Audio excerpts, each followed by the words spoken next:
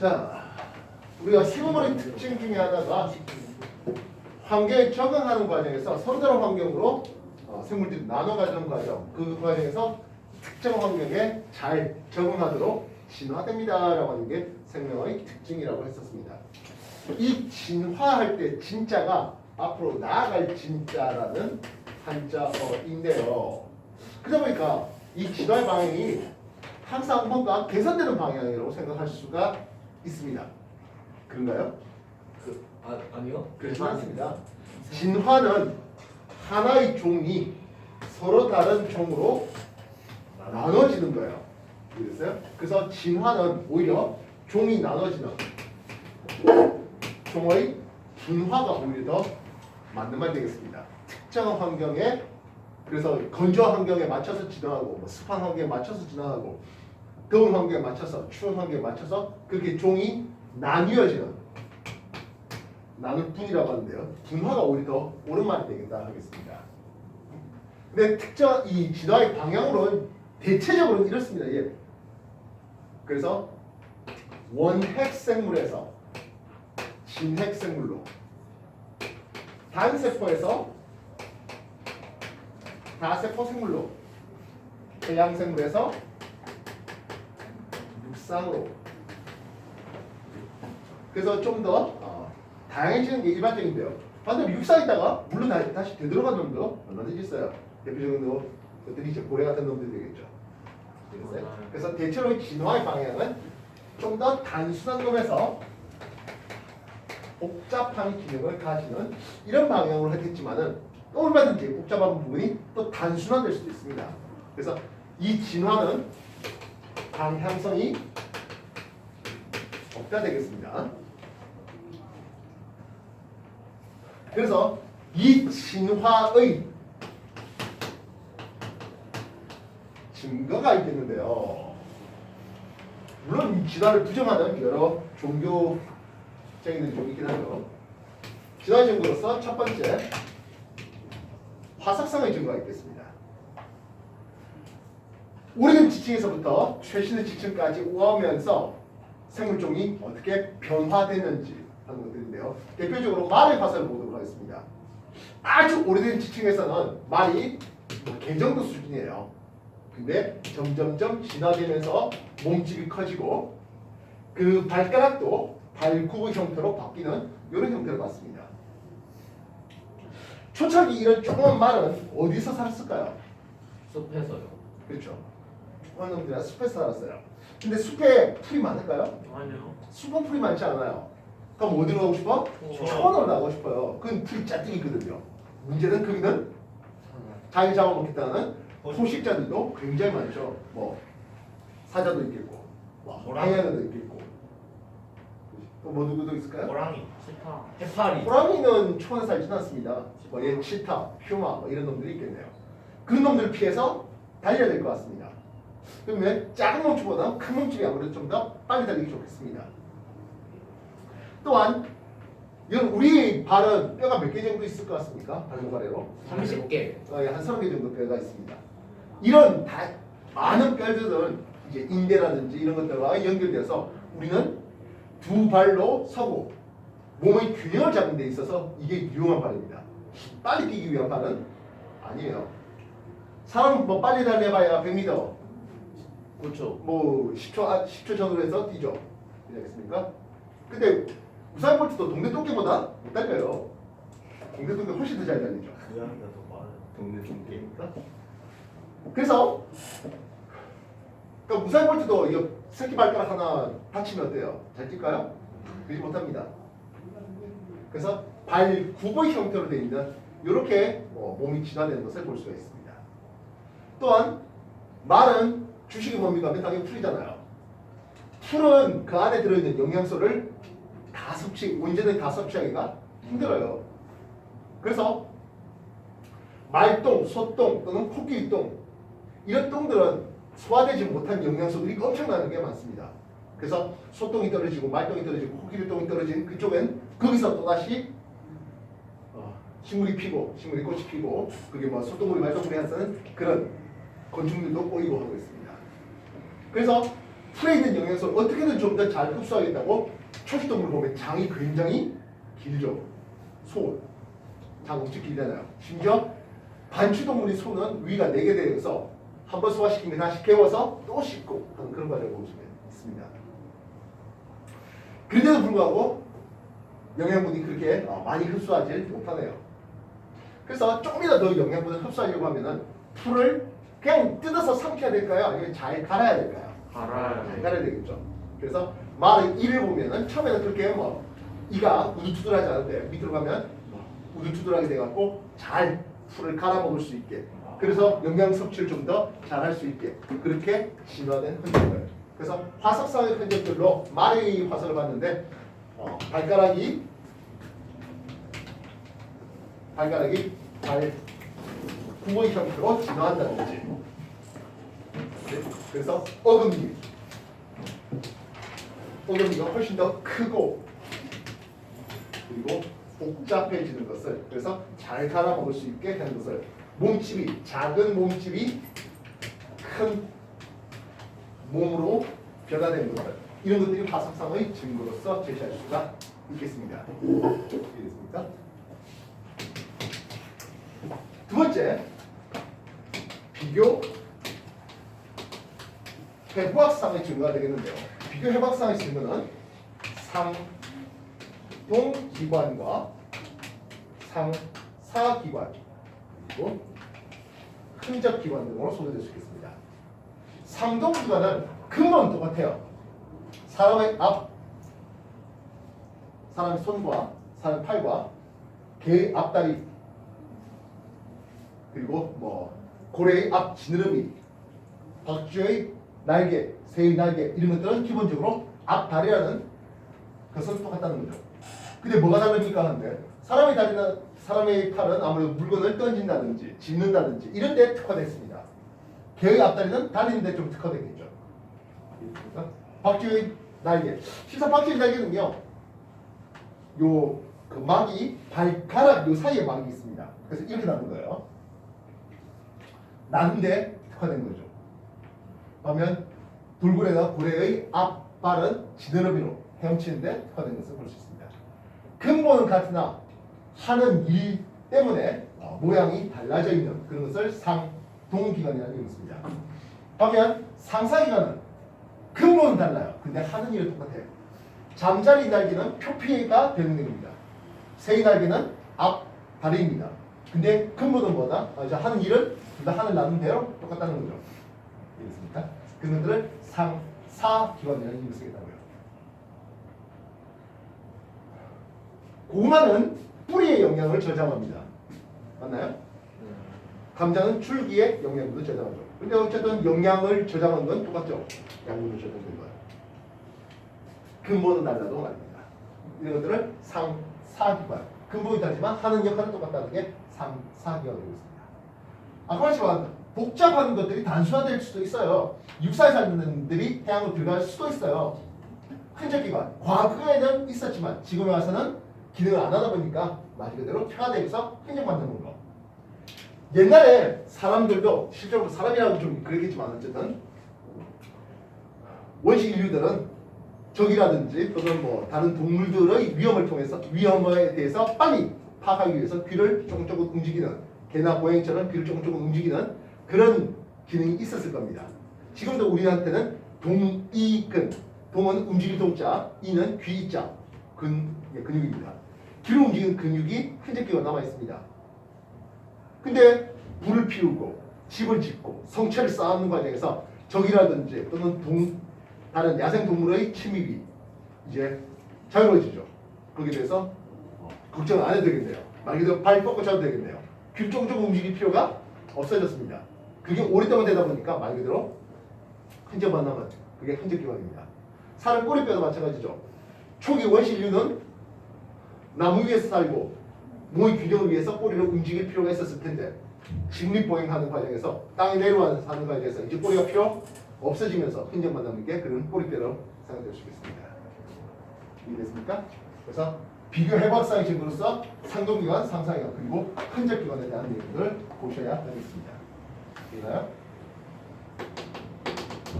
세 번째는 발생상의 증거인데요.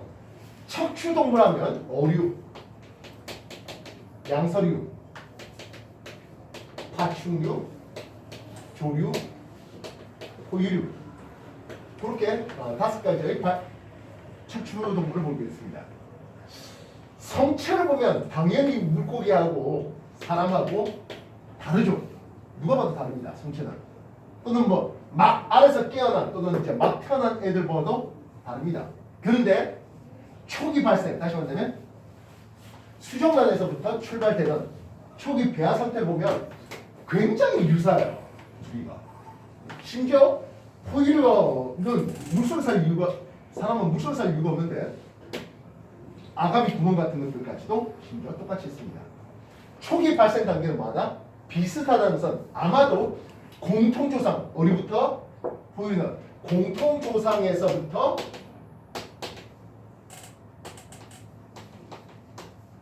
나뉘어졌겠지라는 생각을 해줄 수가 있는 거죠. 이해됐습니까? 다리가 10개인 10강목이라는 게 있습니다. 다리가 10개인 동물, 대표적으로 크랩, 개. 지네. 지네가 다리가 10개밖에 없어? 약간 반으로 자르면 이렇게 오는데. 새우, 아, 가재. 예. 새우나 가재나 또는 개는 다리가 10개인 10강목입니다. 그래서 걔네들의 초기 수정란에서부터 발생하는 조에아라는 단계가 있는데요. 이 조에아를 보면 세 가지가 다 비슷합니다.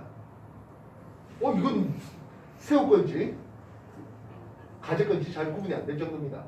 근데 나중에 성체가 되면 서로 다른 모양을 볼 수 있겠다고요. 그렇기 때문에 역시 공통된 조상에서부터 나뉘어졌을 거야 라는 생각을 해볼 수 있게 됩니다. 발생상의 증거고 최종적으로 우리가 가장 관심 있는 증거는 아무래도 이제 유전자를 분석하는 거죠. 생화학상의 증거가 되겠습니다. 그래서 생화학상의 증거는 생물 간에 서로 누가 좀 더 가까우냐 유연 관계를 따지는 거죠. 개통수라는 이름을 쓰는데요. 숫자는 나무 숫자입니다. 그래서 공통조상에서부터 누가 이렇게 분화됐는지 누가 좀 더 가까운지 이런 것들을 찾는 과정이 되겠습니다. 뭐 당장에 봐도 사람하고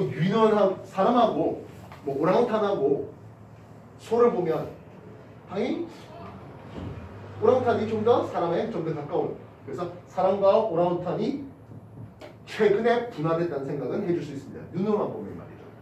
근데 사람하고 개하고 그리고 돼지가 있다고 생각해보자고요. 그럼 누가 좀 더 가까운가? 유연관계, 즉 유전자의 유사성이라든지 같은 기능을 하는 단백질의 아미산 유사성이라든지 이런 것들을 살펴보겠다는 거죠. 그런 것들을 보니까 돼지가 좀 더 가깝다는. 그래서 여러분들 그 기사를 보신 분이 있을지 모르겠습니다만 한 2달 전에 죽은 사람인데요. 사람 심장병이 있어서 돼지의 심장, 물론 여기서 돼지는 그냥 생돼지가 아니라 유전자 조작을 해서 면역 거부를 좀 억제시킨 그런 돼지입니다. 그 돼지의 심장을 사람 몸에 이식한 케이스가 있습니다. 처음 돼지를 선택했을 때에는 아까 말했다시피 몸집의 크기라든지 또 사람과의 어떤 유사성 그런 것들로 인해서 돼지를 선택받았습니다. 그래도 이제 당연하게도 종이 다르다 보니까 그냥 돼지 심장 바로 이식하면 안 되니까 면역 거부를 하는 그런 유전자를 조작을 해놓은 그런 돼지였습니다. 처음에는 사람 바깥의 그 돼지 심장이 꿀떡꿀떡 움직이게 만들면서 혈액을 결국엔 외부로서 순행을 시키던 그런 단계에서 점점점 발전해서 아까 말했던 2달 전에 죽은 사람은 심장을 가슴 쪽에 집어넣은 과정까지 됩니다. 물론 뭐 한 몇 주 만에 다시 죽긴 했습니다만은 그게 이제 계속 발전하는 거죠. 처음부터 성공할 리는 없으니까 계속 그런 실패가 누적되는 과정에서 과학이 또는 의학이 그렇게 발전되는 과정을 볼 수 있겠다고요. 알겠습니까? 그렇게 해서 진화의 증거들을 제시해봤습니다. 2페이지에 걸쳐 있는 내용입니다. 정리 한번 해보십시오.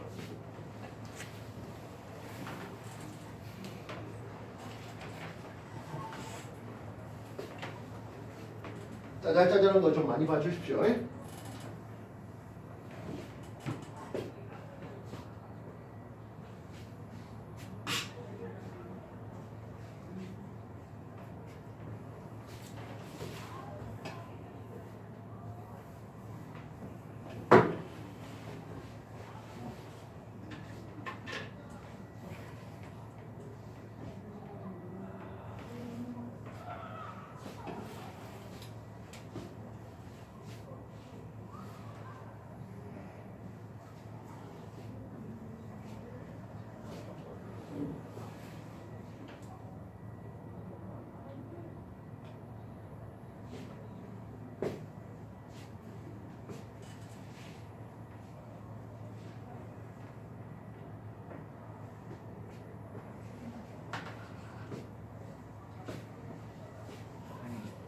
어금니에서 크게 크고 복잡하게.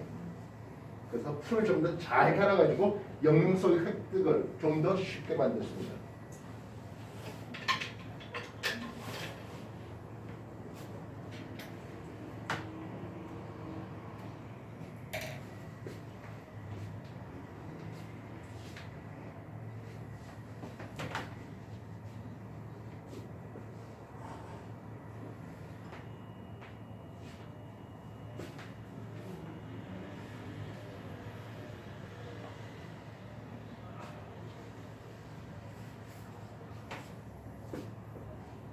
페이지 걸쳐서 다 보셨습니까? 다 왔습니까? 되나요? 자, 화석상의 기능에 하나 더 소개하겠습니다. 이렇게 말이 목집이 점점점 커져 나가는 이런 과정들까지 외에 공통조상이라는 다시 중간 단계 화석이라고 하는 건데요. 대표적으로 시조새가 있습니다. 시조새는 파충류의 성질 플러스 조류의 성질을 둘 다 가지고 있는데요. 조류는 이가 있어 없어? 없어요. 조류 이는 없죠. 근데 시조새는 이가 있네요. 그럼 파충류의 성질에 해당할 수 있겠습니다.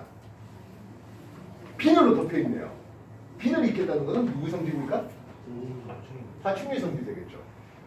그래요. 하면 깃털이 있대요. 이건 조류의 성질이 되겠죠. 알겠습니까? 그래서 중간 단계 화석으로서 야 파충류에서 조류를 넘어가는 그 중간의 성질이 아니 중간 단계로서 파충류에서 조류로 진화되는 과정을 본다라고 할 수 있겠습니다.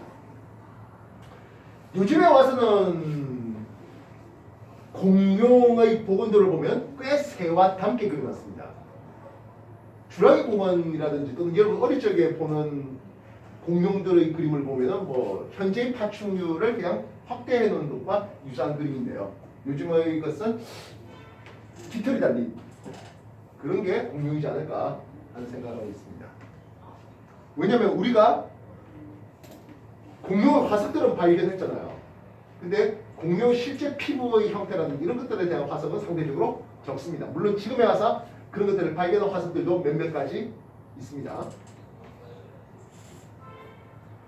그래서 우리는 이제 그 뼈를 보고 그게 살을 붙이는데 그 살을 붙이는 과정은 아무래도 현생의 파충류를 보고 붙이는 경우들이 좀 많죠.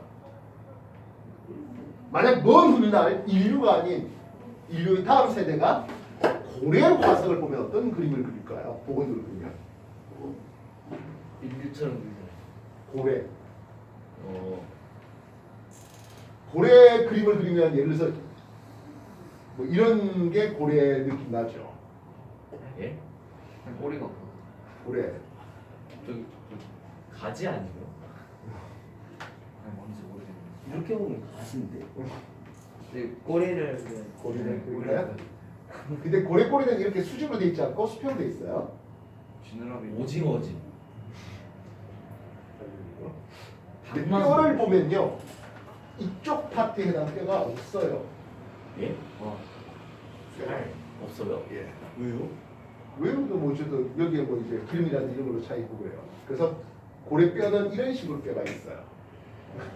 왜? 그래서 지금은 우리가 고래 모습과 뼈를 통해서 복원한 모습 분명히 다를 수 있을 것 같습니다. 그러니까 이쪽에 지방이라든지 그런 것들에 대한 정보들이 좀 없어서 그래요.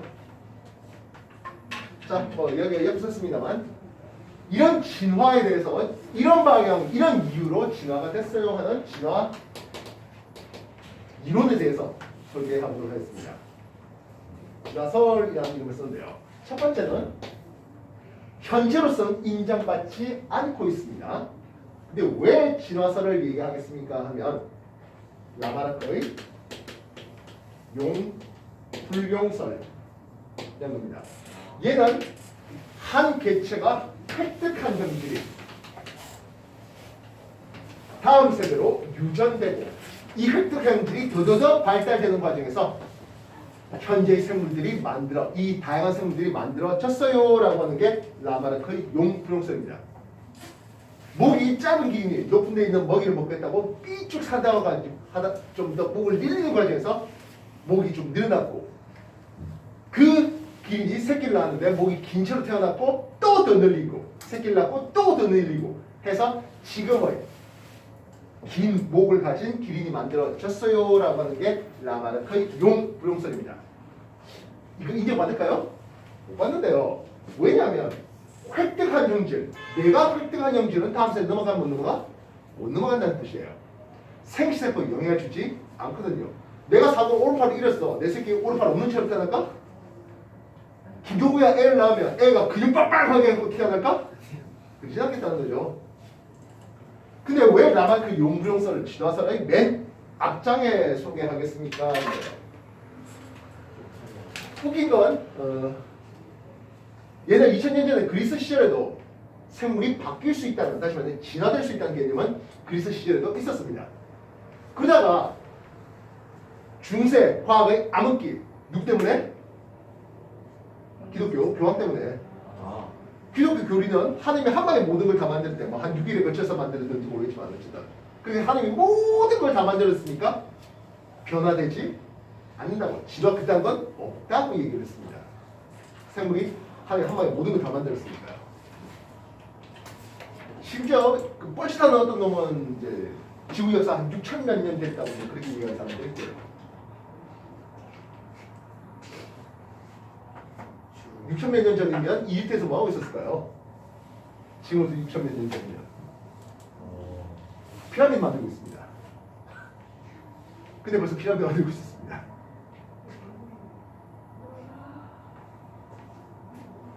근데 라마르크 용부령설은 생물이 진화될 수 있다는 첫 얘기를 해주기 때문에 라마르크 용부령설을 비록 지금은 인정받지 않으나 진화설의 맨 앞에 소개하는 거예요.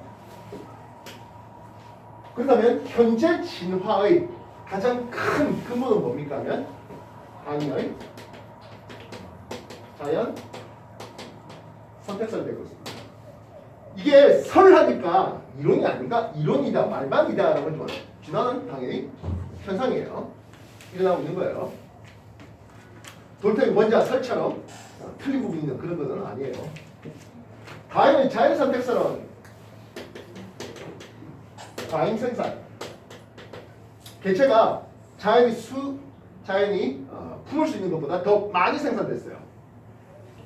근데 그렇게 과잉 생산된 들 중에서 목이 긴 기린과 목이 짧은 기린이 있었고 또는 검은색 부추나무가 흰색 부추나무가 있었고 그래서 요 과잉 생산하는 과정에서 개체의 변이가 있었어요. 다만 다윈 시절에는 이 개체 변이의 원인을 설명하지 못했습니다. 왜냐면 그때는 유전자, DNA, 염색체 이런 거 몰랐거든요. 그래서 개체 변이가 있었던 것은 결국엔 유전적 다양성, 유전자의 다양성 때문에 나타나는 일들이에요. 표범의 무늬가 서로 다르고 얼룩말의 무늬가 서로 다르고 그런 것들 말입니다.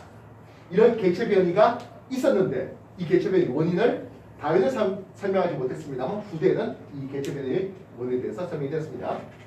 그러면서 아까 말했다시피 과잉 생산하다 보니까 자연에서 이 얘네들을 다 못 품어. 그러면 서로 경쟁하겠죠. 생존 경쟁을 하겠습니다. 이때 주의해야 될 것은 지들끼리 경쟁하는데 지들끼리 잡아먹었다는 뜻은 아니에요. 알겠습니까? 그런 생존 경쟁하는 데 있어서 포식자의 눈에 잘 띄냐 잘 띄지 않느냐 하는 경우도 있겠고 자기가 먹을 그리고 자기한테 먹힐 놈들에 대해서 잘 먹을 수 있는 자기 몸의 구조냐 그렇지 못한 구조냐도 될 수 있겠고 알겠습니까? 생존 경쟁하고 환경에 적합한 적자 생존이 일어나서 종의 분화 이게 진화다 하겠습니다. 다행히 제일 처음에 이렇게 자연 선택설을 내놓은 이유는 갈라파고스 군도의 핀치사들을 보는데요. 갈라파고스 군도는 적도 근처에 있는 여러 개의 섬들을 얘기하고 있습니다. 남아메리카 섬에서 대략 1000km 정도 떨어졌는데요. 그 구도에서 보니까 비슷해 보이는 핀치새들을 보는데 어떤 섬에서는 좀 부리가 뭉툭한 놈들이 어떤 섬에서는 좀 좁히한 놈들이 그렇게 뿌리 모양이 조금씩 다르더라고요. 하나의 종일 것 같은데 서로 교배는 이루어지지 않는 서로 다른 종이라는 거죠. 그래서 다윗이 생각한 건 야, 처음에는 하나의 종이었을 거야. 근데 폭풍에 의해서 이 빈치자들이 갈라파고스 군도로 쓸려 내려온 뒤에 그곳에서 자기한테 그때 보니까 이제 부리가 뭉툭한 놈들, 있고 좁비단 놈들도 있는데 딱딱한 씨를 뽑아먹기에는 부셔먹기에는 아무래도 좀 뭉툭한 뿌리를 가진 놈들이 생존에 유리하고 그런 놈들이 그 환경에서 계속 살아나가다 보니까 그쪽 섬에서는 뿌리가 뭉툭한 놈들이 우세종으로 돼 있고 나무 틈 사이에서 벌레를 잡아먹어야 되겠다면 아무래도 뭉툭한 뿌리보다는 좀 좁깃한 뿌리가 나무 틈에 찔러넣어서 벌레 잡아먹기 좋을 테니까 그런 환경에서는 좀 좁깃한 뿌리를 가진 놈이 좀 더 생존에 유리하겠고 등등등 각 섬마다 환경이 서로 다르다 보니까 그 각 변이에 적합한 놈들이 그래서 항상 무조건 뭉툭한 뿌리가 생존에 유리하다가 아니라 그 환경에 맞춰서 생존에 유리한 성질을 가진 놈들이 더 많이 살아남고 더 많은 개체수를 남기고 새끼를 남기고 그렇게 해서 종이 나뉘어졌다 하는 게 다윈의 선택설입니다. 이 다윈의 자연선택설 플러스 알파 격리설과 그래서 처음에 하나의 초원이었는데 중간에 강이 흐르고 그 강이 폭이 깊어지는 과정에서 서로 교류가 일어나지 않다 보니까 나중에 서로 다른 종으로 됐어. 격리 플러스 알파 기존의 어떤 형질이 돌연변이를 통해서 참고로 돌연변이는 일반적으로 생존에 불리한 경우가 많은데요.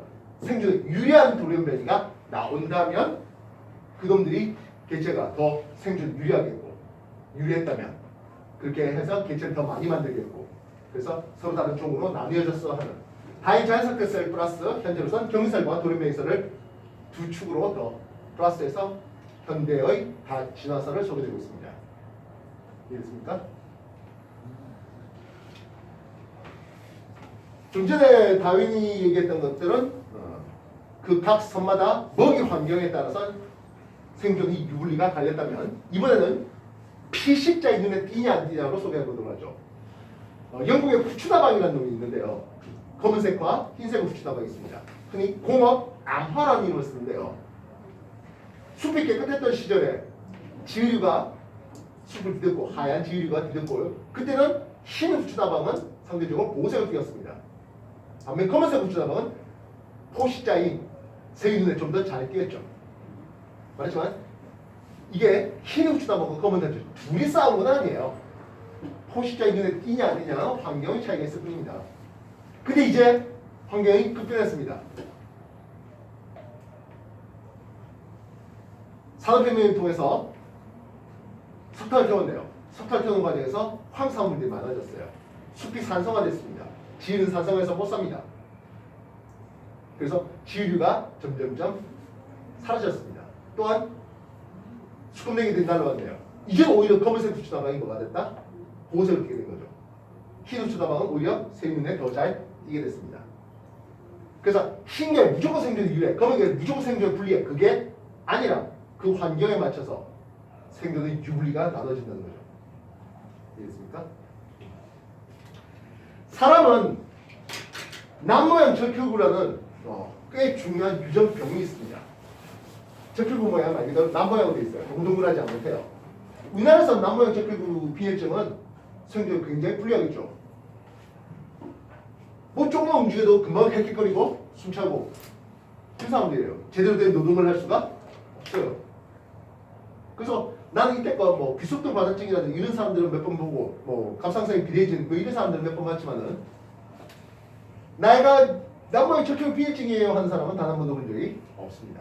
근데 중앙아프리카에 가면 남모양 적혈 비혈증의 유전자를 가진 사람이 한 20% 가까이 살아요. 그건 왜 그래야 하는데 그쪽이 열대우림 지역인데요. 말라리아를 모기가 옮깁니다. 근데 모기가 물려서 말라리아가 넘어갔는데 남모양 적혈구에는 모기가 못 살아요. 그렇죠? 말라리아 못 살아요. 다시 말해서 말라리아 안 걸려요. 모기 물려도 말라리아 안 걸려. 굉장히 건강하게 우락부락하고 일도 열심히 했는데 다음날 되니까 안 나와. 왜 그래야 보니까 말라리아 걸려 뒤질 때 죽을 때. 근데 남모의 적혈구 빈혈증을 가진 사람들은 말라리아에 안 걸려.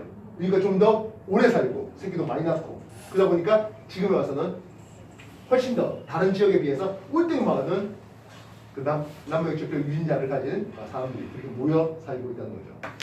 남모의 적혈 빈혈증은 우리나라에서는 당연히 엄청난 형벌 같은 그런 유전자이겠습니다만은 말라리아 창궐한 지역에서 오히려 축복받는 유전자가 되는 거죠. 무조건 남모의 적혈 빈혈증이 유리하다, 불리하다가 아니라 그런 환경에 맞춰서 말라리아가 창궐하는 지역이냐 그렇지 않은 지역이냐에 따라서 달라지는 거죠. 물론 이제 말라리아를 예방하는 예방약이라든지 말라리아 치료하는 치료제가 많이 개발되어 있습니다. 그렇게 되면 이제 또다시 그 사람의 비율이 또 줄어들 수도 있겠습니다만은 나중에 어쨌든 그런 것들이 아주 누적되다 보면 서로 교배가 이루어지지 못하는 지경이 이루어진다면 사람도 두 종으로 나눠질 수 있겠죠. 사람을 흑인종이다, 황인종이다, 백인종이다 하는 것은 피부색을 나누는 것은 인위분류하는 것입니다. 자연분류 아니에요. 반면 이제 계통수에 따라서 나누는 것을 자연분류하는 것인데 현재로서 사람은 하나의 종으로 표현하고 있습니다. 즉 흑인이든 백인이든 어쨌든 새끼 낳을 수 있고 그 새끼 다음 새끼 갈 수 있다는 그런 얘기죠. 근데 나중에 그런 유전자들이 자꾸 누적되면 아마도 서로 교배가 불가능한 지경에 이루어지지 않겠냐 하는 생각입니다. 페이지 188쪽에 보면 진화설, 남한식 용부령설과 자연선택설, 그 이후에 경리설이라든지 돌연변이설에 대한 내용들이 소개되고 있습니다. 정리 한 번 더 해보시도록 하십시오.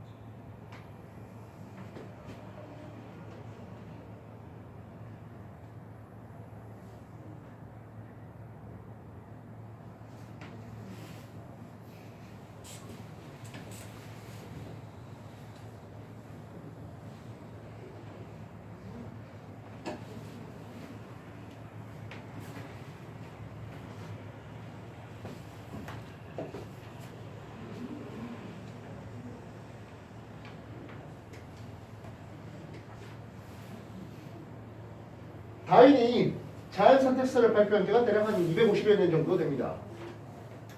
다윈이 자연선택설을 발표했을 때 종의 기원이라는 책인데요.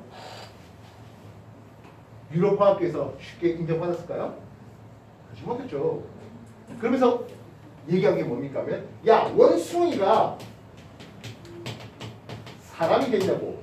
그러면서 동물 원숭이 왜 100년 1000년 기다려봐라 그게 사람이 되냐고. 이렇게 되는 것을 진화라고. 그리고 심지어 지금에 와서도 진화를 부정하는 다양한 사람들은 원숭이가 살아야 된다 이런 식으로 얘기를 해요. 다윈은 이런 식으로 얘기한 건 아니죠. 뭐가 됐다가 아니라 공통된 조상이 있었어. 공통된 조상 중에서 어떤 놈은 원숭이로, 어떤 놈은 오랑우탄으로, 어떤 놈은 사람으로 이렇게 종이 나뉘어졌다고 하는 게 그게 종의 진화, 종의 분파의 얘기입니다. 원숭이가 사람이 되는 이런 식으로 된 건 아니고요. 이해됐어요? 다시 말하면 쥐가 사람의 조상입니까 하면 공통된 조사에서 어떤 놈은 쥐로 가고 어떤 놈은 원숭이로 가고 어떤 놈은 사람으로 가고 이렇게 된 거라고요. 이해됐어요? 그래서 어디서 언제 나눠졌는지 그런 것들을 우리는 생화학상의 친구로서 그래서 누가 좀 더 대통수에 가까운 유형관계에 가까운 그런 놈인지 찾는 과정이 진화의 학문이 되겠습니다. 절대로 원숭이가 사람이 됐다 이런 뜻은 아니에요. 다시 말하면 지금에 와 있는 모든 생물종들은 다 진화되고 있는 와중의 것들이에요. 진화가 완료된 놈은 아니에요. 대표적으로 요즘엔 여러분들 많이 얘기 나왔던 게 코로나 바이러스 아니겠습니까? 알파에서 베타로 감마로 그렇게 유형이 자꾸 변화되는 과정을 보게 됩니다. 종이 나눠지죠. 그렇다고 해서 알파가 다 사라졌습니까? 그러지는 않았겠죠. 어딘가 있을 거예요. 그래서 공통조사에서 종이 나뉘어지는 그 얘기를 해봤습니다. 이해됐습니까? 종의 의미는 뭡니까? 스피시 종.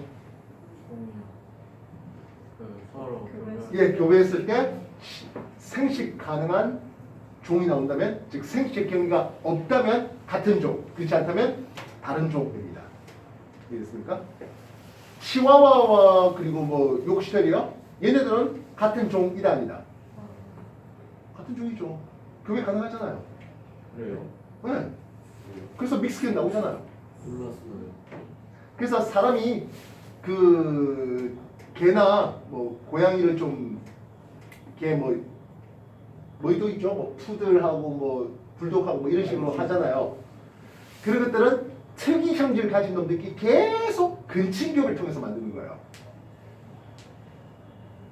그렇게 근친교배를 통해서 계속 그 하나의 예를 들어서 다리가 짧은 게 닥스훈트라고 합니까?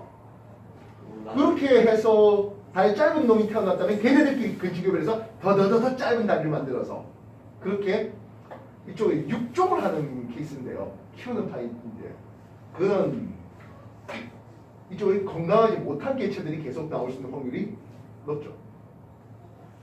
왜냐면 사람들이 이제 근친혼을 통해서 하다 보면은 어떤 일이 벌어집니까? 하면 열성 유전자들이 서로 만나서 열성 유전병을 가진 개체 수가 많아질 수 있는 거잖아요.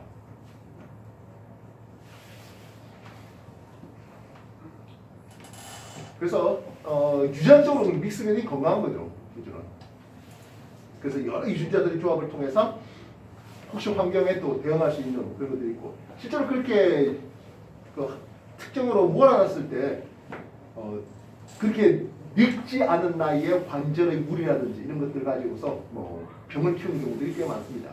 어린 나이에 귀엽다고 했지만은 원래 기대 수명을 못 살고 뭐 관절 노화 또는 장기의 변형 뭐 이런 것들 가져오는 경우들이 많다는 거죠.